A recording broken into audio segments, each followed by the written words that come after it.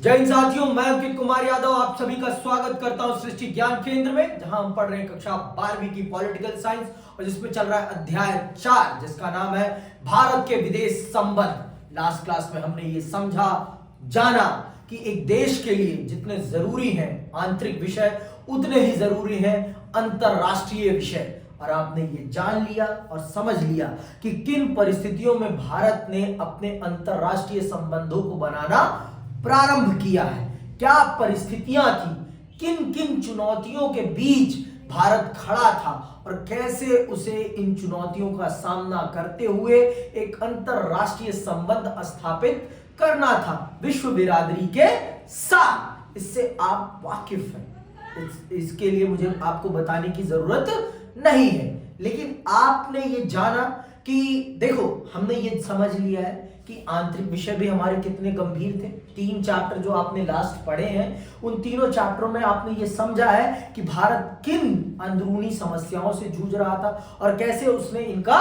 सामना किया, ये आपने बखूबी जान लिया। और अंतरराष्ट्रीय परिवेश कैसा था ये हमने लास्ट किताब में पढ़ रखा है। फिर भी मैंने आपको कुछ बेसिक चीजें बताई कि हम विश्व राजनीति शीत युद्ध के दौर में थी, दुनिया 2 खेमों में बट रही थी और हमारा विभाजन हो रखा था और जिस विभाजन के कारण हमारा एक अंग ही हमारा अपना एक परमानेंट दुश्मन बन गया था। अंग्रेजों की कुनीतियों के कारण बहुत सारे सीमा विवाद थे। अब इन सारी समस्याओं के बीच हमें अपने देश को आगे बढ़ाना था। तो पंडित नेहरू, आप सबको पता है, इस देश के पहले प्रधानमंत्री बनते हैं और वो ही भारत के पहले विदेश मंत्री भी बनते हैं। इसीलिए ये माना जाता है भारत की विदेश नीति पर आज भी उनकी नीतियों का बहुत बड़ा प्रभाव है। पंडित नेहरू की नीतियां ही भारत की विदेश नीतियों को निर्धारित करने में एक बड़ी भूमिका निभाती है। उन्हीं में से एक नीति होती है उनकी गुट निरपेक्ष आंदोलन की नीति। क्या है गुट निरपेक्ष आंदोलन और इसने किस प्रकार से भारत को 2 खेमों के बीच से बचाते हुए अपने हितों को साधने के लायक बनाया?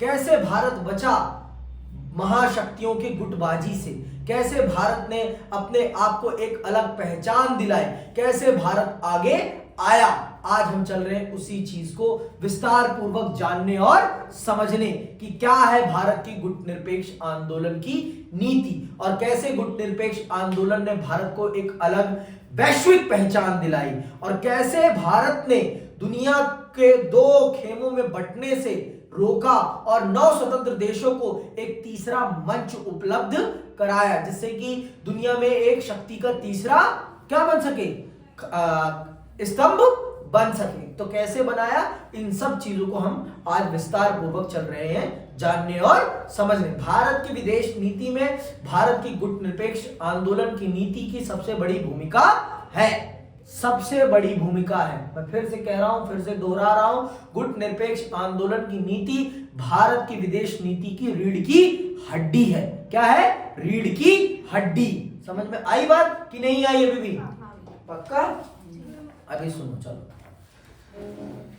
भारतीय राष्ट्रीय आंदोलन अपने आप में कोई स्वतंत्र घटना नहीं है। पूरी दुनिया में उपनिवेशवाद और साम्राज्यवाद के विरुद्ध संघर्ष चल रहे थे। आप सब जानते हैं कि भारत का राष्ट्रीय आंदोलन कोई अपवाद नहीं, दुनिया में उस समय ऐसे आंदोलन चल रहे थे। तो उसी में से एक आंदोलन भारत का भी आंदोलन है जो उपनिवेशी सरकार के खिलाफ था और अपने देश को आजाद कराने के लिए संघर्ष कर रहा था। ये कोई नई बात नहीं है और भारतीय राष्ट्रीय आंदोलन भी इसी विश्वव्यापी संघर्ष का हिस्सा था। इस आंदोलन का असर एशिया और अफ्रीका के कई मुक्त आंदोलनों पर हुआ। आजादी मिलने से पहले भी भारत के राष्ट्रवादी नेता दुनिया के अन्य उपनिवेशों में मुक्ति संग्राम चला रहे नेताओं के संपर्क में थे। मतलब दुनिया के और भी देशों में जो मुक्ति संग्राम चल रहे थे और भी आंदोलन चल रहे थे, तो उन नेताओं के साथ भारत के नेताओं का भी संपर्क था। भारत के नेता उन लोगों से चर्चा मशवरा करते थे कि आप लोग अपने देश को आजादी के बाद किस रास्ते पर लेकर चलेंगे, क्या होगी आपकी विदेश नीति, कैसे आप काम करेंगे। भाई आपको अपने लिए देखो भविष्य का तो नहीं पता, लेकिन सोचना तो पड़ता है, थोड़ा बहुत तो सबको ही सोचना पड़ता है। बिना सोचे समझे आप आगे नहीं बढ़ सकते हैं। बिना सोचे समझे आप आगे नहीं बढ़ सकते। आपको अगर आगे बढ़ना है तो आपको सोचना और समझना तो पड़ेगा ही पड़ेगा। बिना सोचे आप नहीं चल सकते आगे, कि चल सकते हो, कदापि नहीं चल सकते। अगर आपको सच में आगे बढ़ना है, आगे चलना है, तो आपको सोचना ही पड़ेगा। आपको सोचना ही पड़ेगा। बिना सोचे तो भारत के राष्ट्र नेता भी इस बात को समझते थे कि जितनी जरूरी अंदरूनी समस्याओं से टैगल करना है, उतना ही जरूरी है आपको वैश्विक बिरादरी में भी अपनी पैठ बनाना, वैश्विक बिरादरी में भी अपने मित्र बनाना, जिससे कि आने वाले समय में अगर कोई समस्या होती है तो हमें वैश्विक स्तर पर भी क्या मिल सके, सहयोग मिल सके, और हमारा सहयोग करने वाले लोग हो। तो भारत के राष्ट्र नेताओं ने इस चीज को बहुत अच्छे से समझा और उन्होंने सदैव इस बात को ध्यान में रखते हुए इन विषयों पर काम किया, इन विषयों पर बहुत गंभीरता के साथ काम किया और देश को आगे बढ़ाया। समझ में आई बात? आगे सुनिए। आजादी मिलने से पहले भी भारत के राष्ट्रवादी नेता दुनिया के अन्य उपनिवेशों में मुक्ति संग्राम चला रहे नेताओं के संपर्क में थे।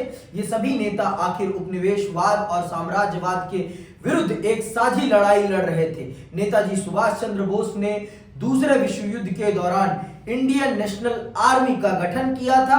इससे साफ साफ जाहिर होता है कि स्वतंत्रता आंदोलन के दौरान भारत के संबंध विदेशों में रह रहे भारतीयों से बन चुके थे। तो इन बातों से ये स्पष्ट होता है नेताजी सुभाष चंद्र बोस की आपकी इंडियन नेशनल आर्मी के बनने से ये स्पष्ट तौर पर हमें ये बात स्पष्ट हो जाती है कि भारत के लोग जो विदेशों में रह रहे थे, उनके साथ भारत के नेताओं के बहुत अच्छे संबंध थे। और यह बात सबको ही पता है कि नेताजी सुभाष चंद्र बोस जी ने दुनिया के भिन्न भिन्न देशों के बड़े बड़े नेताओं से मिलकर भारत के लिए सहयोग जुटाने का काम किया और भारत के लिए एक आर्मी बिल्ड करने का काम भी उन्होंने किया, जो कि भारत के लिए लड़ने के लिए तैयार थी। जैसे आप मतलब भारत की पहली सेना कह सकते हैं, जो भारत के लिए अपनी जी जान से लड़ रही थी। तो इस प्रकार के कामों से यह स्पष्ट तौर पर हमारे सामने साबित हो जाता है कि भारत के आजादी के आंदोलन के दौरान ही भारत के नेता, भारत के दूरदर्शी नेता भारत के लिए विश्व बिरादरी में भी पैठ बना रहे थे, जिससे कि आने वाले समय में हमें विश्व बिरादरी एक राष्ट्र के तौर पर स्वीकार करे और हमें एक देश का दर्जा प्रदान करे, जिससे कि विश्व में हमारी पैठ बन सके। देखो, जब तक आपको रिकॉग्नाइजेशन नहीं मिलेगा ना, तब तक आप देश बन के भी देश नहीं माने जाएंगे। और जिस दिन आपको रिकॉग्नाइजेशन मिल गया कि हाँ भाई, इसके अंदर ये कला है और इसको इस काम के लिए आगे बढ़ाया जाना चाहिए, तो उस दिन तो फिर आपकी तरक्की पक्की है।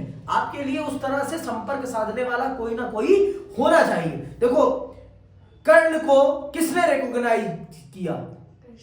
मारो वो थप्पड़। कर्ण को किसने एक राजा के तौर पर रिकॉग्नाइज किया? हाँ, पता ही नहीं है, महाभारत ही नहीं पढ़ी, बन गए हिंदू। भूल गए। क्यों भूल गए? हाँ, दिमाग अच्छा अच्छा। अर्जुन किसके खिलाफ लड़ रहा था? अर्जुन पता नहीं। दुर्योधन कौन है? दुर्योधन उनका बेटा है ना। किसका? युधिष्ठिर का। नहीं सॉरी, यू क्या नाम है? हाँ, क्या नाम है? पढ़ा हुआ भूल गई मैं एकदम से। तो कर्ण को रिकॉग्नाइज करने का काम करता है, तो कर्ण उसका पक्का मित्र बनता है कि नहीं बनता? अपने भाइयों के खिलाफ ही लड़ता है ना फिर। वास्तविक तौर पर पांडव कर्ण के क्या है? भाई है ना, वो कुंती पुत्र है ना, है ना। फिर भी वो लड़ता है। समझ में आई बात? अपने भाइयों के खिलाफ ही। क्यों? क्योंकि जिस व्यक्ति ने उसे रिकॉग्नाइज किया था, उसे एक सम्मान भरा जीवन दिया था, उसके लिए उसने कहा कि इस व्यक्ति ने मुझे मेरी पहचान दी है और मैं इसके खिलाफ कभी नहीं जाऊंगा। पहचान, पहचान का ही तो सारा खेला है बाबू, ये बात समझिए। उसको पहचान दी थी दुर्योधन ने। दुर्योधन ने क्या दी थी उसे? पहचान। समझ में आई बात? और उस पहचान के लिए ही उसने अपने भाइयों के खिलाफ लड़ना स्वीकार किया, क्योंकि उससे पहले उसे किसी ने भी वो पहचान नहीं दी थी। समझ में आई बात? तो आपको अपनी पहचान बनानी है तो आपको भी अपने मित्र बनाने पड़ेंगे, जो 100 लोगों की भीड़ में कहें कि ये मेरा दोस्त है और इसके अंदर ये टैलेंट है, ऐसे मौका मिलना चाहिए। ये तो आपका दोस्त ही कह पाएगा ना। कोई सड़क चलता व्यक्ति तो नहीं कहेगा ना, नहीं इसके अंदर ये, वंशिका के अंदर ये टैलेंट है और वंशिका को ये काम करने का मौका मिलना चाहिए। कौन कहेगा आपके लिए? आपके सहयोगी, सपोर्टर कहेंगे ना। हाँ, भाजपा में ही मोदी जी को एज ए प्राइम मिनिस्टर कोई किसने चुना है? उनके सांसदों ने चुना है। और जिस दिन सांसद कह देंगे नहीं हम इनको नहीं मानते अपना प्रधानमंत्री, उस दिन सरकार गिर जाएगी। प्रधानमंत्री के पद से उन्हें इस्तीफा देना ही पड़ेगा। यही है ना पार्लियामेंट्री डेमोक्रेसी। इसी को कहते हैं ना संसदीय लोकतंत्र, संसदीय प्रतिनिधित्व मूलक लोकतंत्र। यही है ना, क्या और कुछ है? ऐसा ही है कुछ हमारा सिस्टम।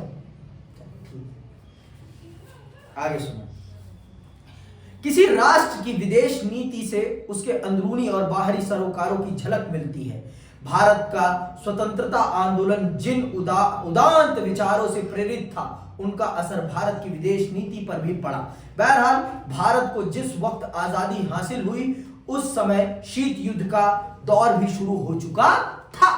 मैंने आपको पहले ही बता दिया, जिस समय भारत आजाद हुआ उस समय विश्व राजनीति शीत युद्ध के दौर में थी। कहां थी? शीत युद्ध के दौर में। दुनिया शीत युद्ध में जूझ रही थी, है ना, ऐसे ऐसे ऐसे ऐसे कर रही थी। शीत युद्ध चल रहा था और शीत युद्ध में क्या हो रहा था आपको बहुत अच्छे से पता है। खेमेबाजी हो रही थी।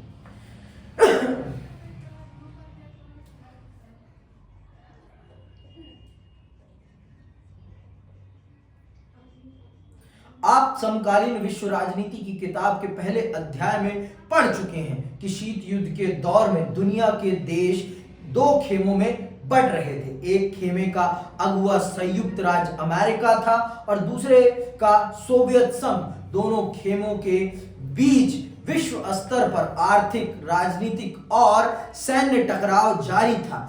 इसी दौर में संयुक्त राष्ट्र संघ भी अस्तित्व में आया, जिसकी कोई औकात नहीं है आज भी। जानते हो ना संयुक्त राष्ट्र संघ क्या है? अंतरराष्ट्रीय संगठन है। भूल जाते हो क्या कि थप्पड़ मार के याद दिलाना पड़ेगा? अच्छा, संयुक्त राष्ट्र संगठन किसका उत्तराधिकारी है? अमेरिका। थप्पड़ है। हाँ। किसको मिटाकर उसका निर्माण किया गया है? उससे पहले भी एक अंतरराष्ट्रीय संगठन था ना, लीग ऑफ नेशन। भूल गए? जब भूल जाओगे तो एक नंबर कहां से पाओगे बाबू? हाँ, लीग ऑफ नेशन को हटा के लीग ऑफ नेशन को बनाया ही इसीलिए गया था कि दूसरा विश्व युद्ध ना हो, लेकिन वो अपने उस काम को कर पाने में असफल रहता है। तो उसके बाद संयुक्त राष्ट्र संघ का निर्माण किया जाता है। कितने देश उसके निर्माण के समय उसके समर्थन में होते हैं? देश वेश का नहीं पता, कब बना था ये पता है। अरे वो तो सबको ही पता है, 1945। डेट बताओ। क्यों बताऊं मैं? ठीक है, 1945। तो याद रखना है एक बेसिक चीज। इसीलिए मैं किताब से नहीं पढ़ाता। किताब से इसलिए पढ़ाता हूं जिससे कि आपको पता रहे कि कहां क्या लिखा है। आता है ना पैरा भी पढ़ने के लिए, कि पैरा पढ़ के फिर उसके आंसर देने होते हैं। 5 नंबर का आता है ना। और ये कब आप समझ पाओगे कहां का क्या, कौन सा पैरा है? जब आप इस किताब को पढ़ोगे। सपोर्ट मटेरियल से पढ़ने से कुछ नहीं होने वाला। अगर आप सोच रहे हो कि सपोर्ट मटेरियल से पढ़ के आप बहुत उत्कीर्ण हो जाएंगे, बहुत अच्छे नंबर लाएंगे, अंकों की भरमार हो जाएगी, कुछ नहीं होने वाला। आप सिर्फ ये बोर्ड मत सोचिए, आपको सीयूईटी भी देना है। और सीयूईटी आप तब दे पाएंगे जब आपको ये किताब अच्छे से आएगी, और नहीं आएगी तो सीयूईटी में आपका बेड़ा गर्क हो जाएगा, बेड़ा गर्क। ठीक है, आगे सुनिए। तो आपने ये जान लिया कि कब कौन अस्तित्व में आया। ठीक है, परमाणु हथियारों का निर्माण शुरू हुआ, चीन में कम्युनिस्ट शासन की स्थापना हुई, औपनिवेशीकरण की प्रक्रिया भी इसी दौर में आरंभ हुई थी।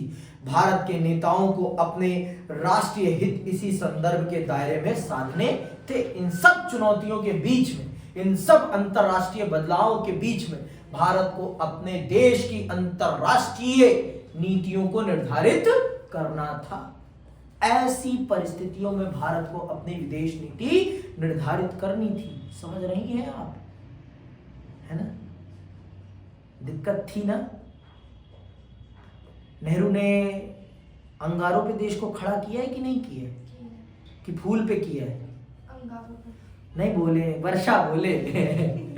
मुझे वर्षा से जानता है। किया अंगारों पे किया। हैं? अंगारों पे किया है ना? मेरे कौन से पर्सनल दुश्मनी है उनसे, मैं कुछ बोलूं? ठीक है, नेहरू की भूमिका। आ गए नेहरू, आ ही गए। क्या करे, इस देश के इतिहास से चाह कर भी कोई नेहरू को मिटा नहीं सकता। हटने भी नहीं चाहिए। हाँ? नहीं, मैं तो मिटाना भी नहीं चाहता। मैं उनके योगदान के लिए उनका कृतज्ञ हूँ। एक राष्ट्र निर्माता के तौर पर उन्होंने जो किया, मैं एक राष्ट्र के नागरिक के तौर पर उनका सदैव कृतज्ञ रहूंगा। गलतियां इंसान से ही होती हैं। अब माननीय प्रधानमंत्री जी भी ये मानते हैं कि मैं इंसान ही हूँ, मैं तीसरी शक्ति की औलाद नहीं हूँ। नहीं, पहले वो कहते थे, जब चुनाव से पूर्व वो कहते थे कि मेरे अंदर दिव्य शक्तियां हैं। हाँ। ये देख लो, मेरे सपोर्ट इंटरव्यू था, ऐसा नहीं कह सकते। मैंने सुना है वाराणसी में इंटरव्यू दे रहे थे, उस पे खड़े होके, है ना? विरोधी नहीं, मैं विरोधी नहीं हूँ, विरोधी हूँ। अभी यहाँ खड़े होके विरोध करेंगे। हम कांग्रेस का विरोध करते तो उनकी विरोधी बात। चलो, नेहरू की भूमिका समझते हैं। पढ़ के तथ्यात्मक विरोध करो आप, अंधभक्ति वाला विरोध मत करो किसी का भी। मैं ये मानता हूं, एडमायर करता हूं कि माननीय प्रधानमंत्री के अंदर जो बोलने का कौशल है वो भारत के अभी तक किसी भी नेता में नहीं है। जो उनके अंदर कौशल है बोलने का, वो कौशल इंदिरा गांधी, पंडित नेहरू के अलावा किसी में नहीं था। और वो उनके बोलने के कौशल को कंपीट करते हैं, बीट नहीं, कंपीट करते हैं। और इनके पास बहुत सारी टेक्नोलॉजी है। समझ में आई बात? इंदिरा तो इंदिरा ही थी, इंदिरा को तो कोई कंपीट नहीं कर सकता। उनका बाप भी कंपीट नहीं कर पाया उनको तो। Indira is Indira, really Indira is Indira. और कंगना दीदी चाहती हैं कि वो कंपीट कर पाए, कभी नहीं हो सकता। मुझे भी नहीं पसंद। एक्टिंग करे अच्छी है, राजनीति मत करे। एक्टर्स को एक्टिंग में रहना चाहिए। सही बात है, दो प्रोफेशनल्स की जान नहीं लेनी चाहिए। एक, अब आप भी तो एक प्रकार से एक प्रोफेशन की हत्या ही तो कर रहे हो ना। वहां कोई और भी अपना करियर बना सकता था, लेकिन आप आ गए, आपने सीट हड़प ली। आपने भी तो किसी का रोजगार ही मारा है ना, वो भी तो एक प्रकार का रोजगार ही है ना। अगर आप देखें उस दृष्टिकोण से तो आपने दो अवसरों को बर्बाद किया है। भारत में ये चीज होनी चाहिए कि एक प्रोफेशनल, एक व्यक्ति का एक प्रोफेशन होना चाहिए।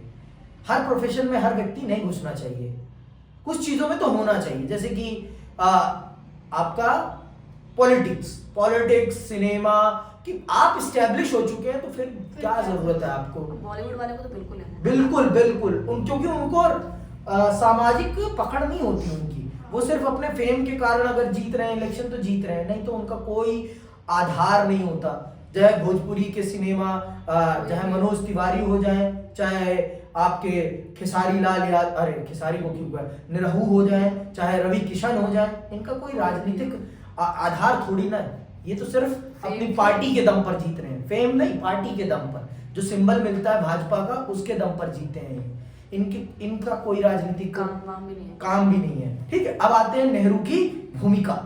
नेहरू ने किस प्रकार से भारत की विदेश नीति को निर्मित किया है और कैसे उन्होंने आगे बढ़ाया है, कैसे आगे बढ़ाया है, इस बात को हम चल रहे हैं जानने और समझने।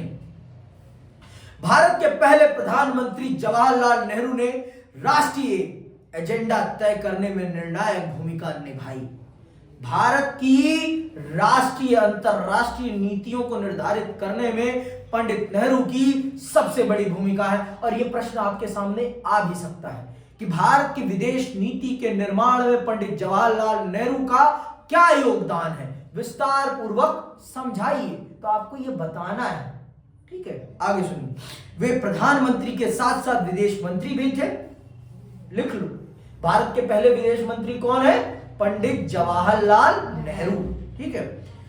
प्रधानमंत्री और विदेश मंत्री के रूप में 1946 से 1964 तक उन्होंने भारत की विदेश नीति की रचना और क्रियान्वयन पर गहरा प्रभाव डाला। नेहरू की विदेश नीति के 3 बड़े उद्देश्य थे। क्या थे 3 बड़े उद्देश्य? अंडरलाइन करो। कठिन संघर्ष से प्राप्त संप्रभुता को बचाए रखना। जो देश को आजादी मिली थी, उस आजादी को किसी भी कीमत पर हाथ से नहीं जाने देना है। किसी भी कीमत पर अपनी संप्रभुता को बचाए रखना है। संप्रभुता का मतलब हम पर हमारा शासन। संप्रभु, हम अपने खुद मालिक हैं, हमारा मालिक कोई और नहीं है। इस चीज को बचाए रखना। इस चीज को कौन नहीं बचा पाया? इस चीज को पाकिस्तान नहीं बचा पाया। उसने अपना मालिक किसको बना दिया? अमेरिका को, और इसीलिए वो बर्बाद हो गया। वहां अमेरिका भी बना और पाकिस्तान की सेना भी बनी। देश पर सेना का कब्जा नहीं होना चाहिए, देश पर देश की जनता का नियंत्रण होना चाहिए। कब्जा शब्द मैंने सेना के लिए यूज किया, नियंत्रण शब्द मैंने किसके लिए यूज किया? जनता। तो शब्दों का भी ध्यान रखना है कि किनके लिए किस प्रकार के शब्दों का प्रयोग किया जा रहा है। ये आपको याद रखना है, ये ध्यान रखना है। समझ में आई बात? बहुत अच्छे से समझना है, चीजों को धीरे धीरे समझना है और बेहतर तरीके से समझना है। और लिखने की प्रैक्टिस दिन प्रतिदिन करते रहिए। आंसर राइटिंग अगर आप नहीं करेंगी तो आपके कितने विषय हिंदी में है? आपके हिंदी अपने आप में हिंदी है, पॉलिटिकल साइंस आपकी हिंदी में, आपकी हिस्ट्री हिंदी में, आपकी ज्योग्राफी हिंदी में। कितने सब्जेक्ट हो गए? 4। तो चारों तो आपकी हिंदी में। और अगर आपकी हिंदी राइटिंग ही अच्छी नहीं होगी, आपकी शब्दकोश अच्छा नहीं होगा, तो आप कैसे कर पाओगे? आप कर कैसे पाओगे? आप कुछ नहीं कर पाओगे। आपका बैंड बज जाएगा, आपका बैंड बज जाएगा, आप कुछ नहीं कर पाओगे। तो मैं आपसे यही दरख्वास्त करूंगा, निवेदन करूंगा, विनती करूंगा कि कृपया करके थोड़ा बहुत घर पर लिखा करें, पढ़ा करें, जाना करें, समझा करें, थोड़ा एक्स्ट्रा एफर्ट करें। क्योंकि पेपर आपका है, मेरा नहीं है। मेरे लिए आप कुछ नहीं कर रहे हैं। आप जो कर रहे हैं अपने लिए कर रहे हैं, व्यक्तिगत जीवन के लिए कर रहे हैं। और अगर आप अच्छा करेंगे तो आपका भविष्य निखरेगा, बनेगा। मेरा कुछ नहीं होगा, कुछ नहीं। सही बोला मैंने? तो क्षेत्रीय अखंडता को बनाए रखना और तेज रफ्तार से आर्थिक विकास करना। देश की एकता को बनाए रखना और तेज गति से आर्थिक विकास करना। क्योंकि जब तक आर्थिक विकास नहीं होगा तब तक देश की समस्याएं नहीं समाप्त की जा सकती हैं। नेहरू इन उद्देश्यों को गुटनिरपेक्षता की नीति अपनाकर हासिल करना चाहते थे। क्षेत्रीय अखंडता को बनाए रखना, 3 आपने पढ़ लिया। पहला क्या है? कठिन संघर्ष से प्राप्त संप्रभुता को बचाना। दूसरा है क्षेत्रीय अखंडता को बनाए रखना। और तीसरा है तेज रफ्तार से आर्थिक विकास करना। ये 3 उद्देश्य थे पंडित नेहरू के, जिनके आधार पर उन्होंने भारत की विदेश नीति का निर्माण किया था। और इसी को ध्यान में रखते हुए उन्होंने 2 खेमों में न जाने के बजाय गुटनिरपेक्षता की नीति का अनुसरण किया। समझ में आई बात? ये मैं पहले चैप्टर में भी आपको बहुत विस्तार से समझा चुका हूं कि कितना अच्छे से पंडित नेहरू ने इन बातों को समझा और कितनी अच्छी तरीके से इस समस्या का उन्होंने निदान किया। ये हमने बहुत अच्छे से जान भी लिया और समझ भी लिया है। आगे सुनिए। उन दिनों देश में कुछ पार्टियों और समूह ऐसे भी थे जिनका मानना था कि भारत को अमेरिकी खेमे के साथ ज्यादा नजदीकी बढ़ानी चाहिए, क्योंकि इस खेमे की प्रतिष्ठा लोकतंत्र के हिमायती के रूप में थी। इस धारा पर सोचने वालों में डॉक्टर भीमराव अंबेडकर भी शामिल थे। साम्यवाद की विरोधी कुछ राजनीतिक पार्टियां भी चाहती थी कि भारत अपनी विदेश नीति अमेरिका के पक्ष में बनाए। ऐसे दलों में भारतीय जनसंघ और स्वतंत्र पार्टी प्रमुख थे, लेकिन विदेश नीति को तैयार करने के मामले में नेहरू को खासी बढ़त हासिल थी। बहुत से ऐसे नेता थे जो ये चाहते थे कि भारत को अपनी विदेश नीति को अमेरिका के पक्ष में रखना चाहिए, जिसमें बाबा साहब भीमराव अंबेडकर भी थे। भारतीय जनता पार्टी, ये भारतीय जनसंघ जो है आज की भारतीय जनता पार्टी है, मतलब ये पहले भी पूंजीवाद को सपोर्ट करते थे, आज भी पूंजीवाद को सपोर्ट करते हैं, ठीक है, उसमें कोई दो राय नहीं है। और आपको भारत के विकास में आज के टाइम पे ये चीज दिख भी रही है कि भारत आर्थिक तौर पर प्रगति तो कर रहा है, लेकिन प्रति व्यक्ति आय के स्तर पर भारत प्रगति नहीं कर रहा। हर व्यक्ति की आय नहीं बढ़ रही, कुछ व्यक्तियों की आय बहुत कॉन्स्टेंटली बढ़ती चली जा रही है। और ये मेरा डाटा नहीं है, ये भारत सरकार का खुद का डाटा है, आप उठाएं और पढ़ें, मेरा इसमें कुछ नहीं है। अभी तक भारत में जनगणना नहीं कराई गई है। 2024 खत्म हो गया, 25 प्रारंभ हो गया और भारत सरकार जनगणना के प्रति कोई भी तत्परता नहीं दिखा रही। हमारे देश के पास आज के टाइम पर एक्चुअल डाटा ही नहीं है कि हमारे देश में कितने लोग रहते हैं। We don't know. कितनी खुशी की बात है ना, हमें पता ही नहीं है कि हमारे देश में लोग कितने हैं। आगे सुनिए। दो खेमों से दूरी नेहरू की नीति का सबसे बड़ा केंद्र बिंदु कि हम महाशक्तियों के खेमों में शामिल नहीं होंगे, ना हम अमेरिका की तरफ झुकेंगे और ना ही हम सोवियत संघ की तरफ झुकेंगे। हम रहेंगे बिन पैंदी का लोटा। भाई जरूरी भी था उस समय हमारे लिए, हमें अपने आर्थिक सरोकार पूरे करने, हमें कोई सिद्धांत के रास्ते पर नहीं चलना है। पहले अपना पेट भर लें, ये पेट जब तक खाली रहेगा ना, सिद्धांत नाम की पुड़िया किसी काम आने वाली नहीं है। सिद्धांत नाम की पुड़िया उस दिन से काम आना प्रारंभ होती है जब आपके पास ये भी हो, ये भी खुश हो और ये भी चंगा हो, तब आप सिद्धांत के रास्ते पर चल सकते हैं। और जब तक इसमें कुछ नहीं तो ये भी काम नहीं करेगा और यहां भी जान नहीं रहेगी। यहां भी जान तभी आएगी जब ये रहेगा। और आपको मैं पहले बता चुका हूं, विभाजन के कारण हमारे देश में कितना बड़ा आर्थिक और खाद्यान्न संकट हम झेल रहे थे। विभाजन ने हमारे देश को बर्बाद किया है, बहुत ज्यादा बर्बाद किया है।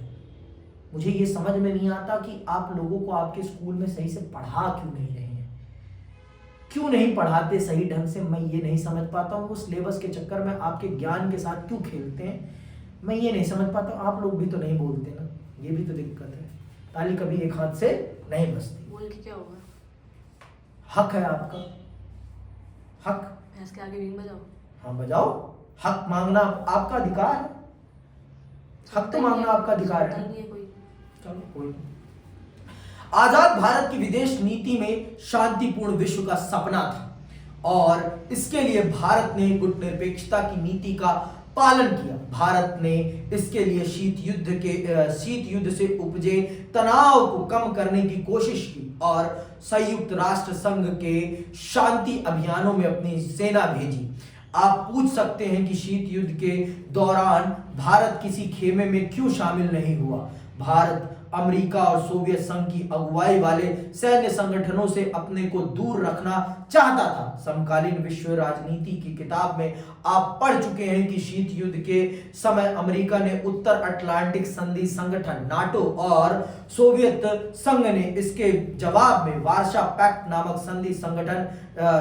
संधि संगठन बनाया था। भारत ने गुटनिरपेक्षता की नीति को आदर्श माना। संतुलन साधने की यह कठिन कोशिश थी और कभी कभी संतुलन बहुत कुछ नहीं भी सध पाता था। 1956 में जब ब्रिटेन ने स्वेज नहर के मामले को लेकर मिस्र पर आक्रमण किया तो भारत ने इस नौ औपनिवेशिक हमले के विरुद्ध विश्वव्यापी विरोध की अगुवाई की। इसी साल सोवियत संघ ने हंगरी पर आक्रमण किया था, लेकिन भारत ने सोवियत संघ के इस कदम की सार्वजनिक निंदा नहीं की। ऐसी स्थिति के बावजूद कमोवेश भारत ने अंतरराष्ट्रीय मामलों पर स्वतंत्र रवैया अपनाया। उसे दोनों खेमों के देशों ने सहायता और अनुदान दिए। भारत ने गुटनिरपेक्षता की नीति का अनुसरण किया और भारत दोनों खेमों के देशों के साथ जुड़ा रहा और भारत को जरूरत पड़ने पर दोनों खेमों के देशों ने मदद भी की। और कभी कभी भारत ने अपने आप को थोड़ा बहुत सोवियत के पक्ष में झुका पाया। तो मैंने आपको बता दिया भाई कि क्यों झुका था भारत। सोवियत के साथ हमारा एक अलग रिश्ता था। देखो, मित्रता और चेला बनने में बहुत अंतर होता है। भारत कभी किसी का चेला नहीं बना। अमेरिका की तरह हम चेले नहीं बने। आप किसी का गुट ज्वाइन करेंगे तो आप उसके चेले बनेंगे। और मित्र का मतलब होता है मित्र को बताना कि तू ये गलत कर रहा है भाई, और मैं तेरे साथ इस मामले पे खड़ा रहूंगा, इस मामले पे नहीं खड़ा रहूंगा। अगर तूने ये काम किया तो मैं कदापि तेरे साथ नहीं। मित्र मतलब मित्र होता है और चेला मतलब चेला।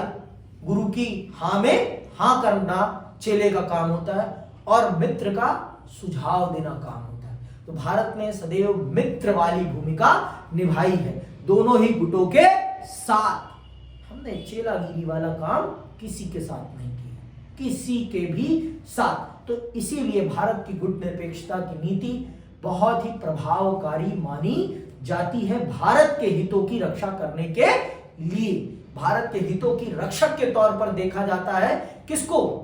भारत की गुट निरपेक्षता की नीति को।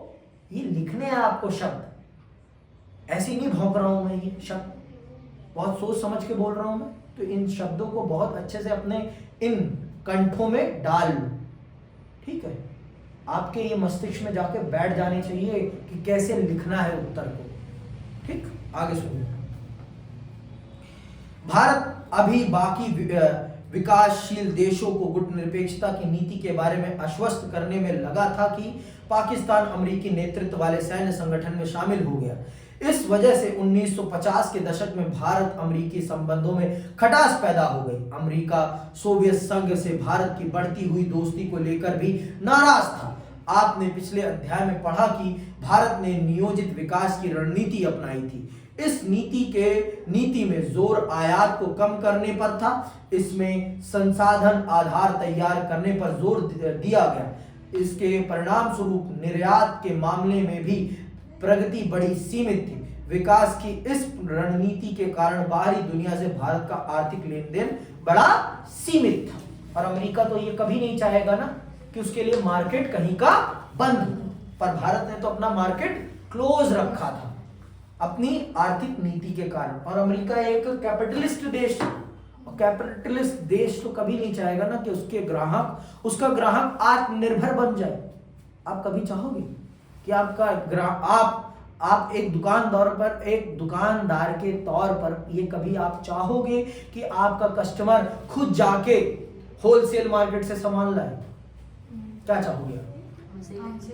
है ना, हमसे ही ले, 1 रुपया सस्ता दे दूंगा लेकिन हमसे ही ले। तो भारत ने अपनी आर्थिक नीतियों के आधार पर अमेरिका की कंपनियों को भारत में काम करने से रोक दिया था, टैरिफ और कोटा के माध्यम से।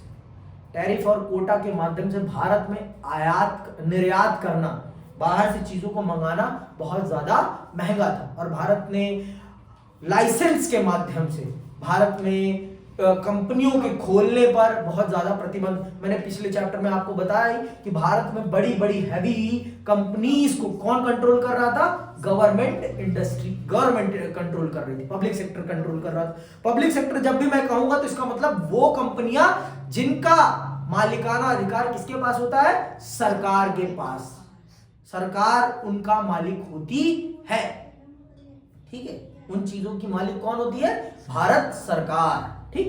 तो भारत सरकार उसका नियंत्रण और निर्देशन करती है। तो भारत में उस समय बड़े स्तर पर पब्लिक सेक्टर को प्रमोट किया जा रहा था और प्राइवेट सेक्टर में भी भारत ने बाहर की कंपनियों के आने पर प्रतिबंध लगा दिया था। अगर बाहर की कंपनियां आएंगी भी तो भारत की कंपनी के साथ कोलैब करके आएंगी, बिना भारत की कंपनी के साथ कोलैब करे बाहर की कंपनियां भारत में काम नहीं कर सकती थी। मालिकाना अधिकार भारत की कंपनी के पास होगा, बाहर की कंपनी के पास नहीं होगा। बहुत सारी पॉलिसीज ऐसी थी जो भारत के फेवर में थी और अमेरिका इन पॉलिसीज से कदापि खुश नहीं था। और 1950 में जैसे ही पाकिस्तान ने अमेरिकी खेमा ज्वाइन किया, वैसे ही भारत और अमेरिका के रिश्तों में खटास पैदा हो गई, क्योंकि भारत का दुश्मन है भाई कौन? पाकिस्तान। और आप उसे अपने गुट में शामिल कर रहे हो। उसे गुट में शामिल ही इसीलिए किया गया था क्योंकि भारत की दोस्ती सोवियत के साथ बहुत ज्यादा बढ़ रही थी। इसी चीज को टैगल करने के लिए दक्षिण एशिया में अमेरिका अपना चापलूस पैदा करना चाहता था और उस चापलूस के तौर पर कौन उठ खड़ा हुआ? पाकिस्तान उठ खड़ा हुआ। समझ में आई बात कि अभी भी नहीं आई? भेजे में इतनी सी बात गई? पक्का? कोई दिक्कत? कोई शक? कोई शुबा? पक्का? चलो आगे बढ़े।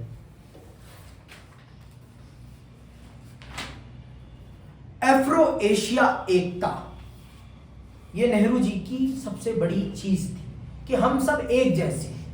अफ्रो मतलब अफ्रीका और एशिया, एकता की बात कर रहे हैं। यहां पर पूछा जा सकता है अफ्रो एशिया एकता क्या है, तो आप इसे बताएंगे क्योंकि हम दोनों ही महादेशों के देश उपनिवेशीकृत थे। हम दोनों पर ही एक बाहरी ताकत ने राज किया था और हम सबकी कंडीशन एक जैसी थी।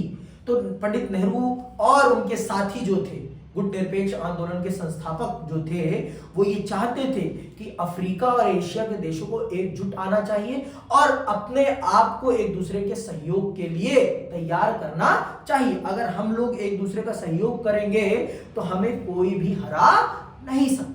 इसीलिए अफ्रो एशिया एकता की बात की जाती है। किसके द्वारा? पंडित नेहरू के द्वारा। ठीक है। भारत के आकार, अवस्थिति और शक्ति संभावना को भांपकर नेहरू ने विश्व के मामलों खासकर एशियाई मामलों में भारत के लिए बड़ी भूमिका निभाने का स्वप्न देखा था। नेहरू के दौर में भारत ने एशिया और अफ्रीका के 9 स्वतंत्र देशों के साथ संपर्क बनाया। 1940 और 1950 के दशकों में नेहरू बड़े मुखर स्वर में एशियाई एकता की पैरोकारी करते रहे, लेकिन ये पाकिस्तान के बच्चे ने एशियाई एकता में सबसे बड़ी कांटा पैदा किया। साला आज भी दक्षिण सही से काम नहीं कर पा रहा, सिर्फ इसके कारण। एक है ये पाकिस्तान, अभी ये साला बांग्लादेश भी पैदा हो गया। जब से हसीना बाबू चली गई तब से दिक्कत ही हो गई। ठीक, बर्बाद, ये भी बर्बाद। नेहरू की अगुवाई में भारत ने 1947 के मार्च में ही एशियाई संबंध सम्मेलन का आयोजन कर डाला था, जबकि अभी भारत को आजादी मिलने में 5 महीने शेष थे। भारत ने इंडोनेशिया की आजादी के लिए भरपूर प्रयास किए। भारत चाहता था कि इंडोनेशिया डच औपनिवेशिक शासन से यथासंभव शीघ्र मुक्त हो जाए। इसके लिए भारत ने 1949 में इंडोनेशिया के स्वतंत्रता संग्राम के समर्थन में एक अंतर्राष्ट्रीय सम्मेलन किया। भारत औपनिवेशीकरण की प्रक्रिया का प्रबल समर्थक था और उसने पूरी दृढ़ता से नस्लवाद का खासकर दक्षिण अफ्रीका में जारी रंगभेद का विरोध किया। इंडोनेशिया के एक शहर बांडुंग में अफ्रो एशियाई सम्मेलन 1955 में हुआ। आमतौर पर हम इसे बांडुंग सम्मेलन के नाम से जानते हैं। अफ्रीका और एशिया के 9 स्वतंत्र देशों के साथ भारत के बढ़ते संपर्क का यह चरम बिंदु था। बांडुंग सम्मेलन में ही गुट निरपेक्ष आंदोलन की नींव पड़ी। गुट निरपेक्ष आंदोलन का पहला सम्मेलन 1961 के सितंबर में बेलग्रेड में हुआ। गुट निरपेक्ष आंदोलन की स्थापना में नेहरू की महती भूमिका रही थी और आपने इसे अध्याय 1 में समकालीन विश्व राजनीति की किताब में बहुत विस्तार से पढ़ा है। समझ में आई बात? तो आप ये जान लीजिए कि पंडित नेहरू का भारत की विदेश नीति को गढ़ने में, आगे बढ़ाने में और उसे आगे लेकर चलने में बहुत बड़ी भूमिका है और उन्होंने भारत को बहुत अच्छे से पथ प्रदर्शित करने में काम किया है। गलती इंसान से होती है और उनसे भी कुछ गलतियां हुई हैं। पहली गलती उनकी ये है कि उन्होंने चीन की नीतियों को सही से नहीं भांपा है और अगली क्लास में हम चीन के बारे में ही विस्तार पूर्वक समझेंगे कि किस प्रकार से चीन ने हमारी पीठ में छुरा भोंका। आज के लिए बस इतना ही। मैं आप सबसे विदा लेता हूं। जय हिंद, जय भारत।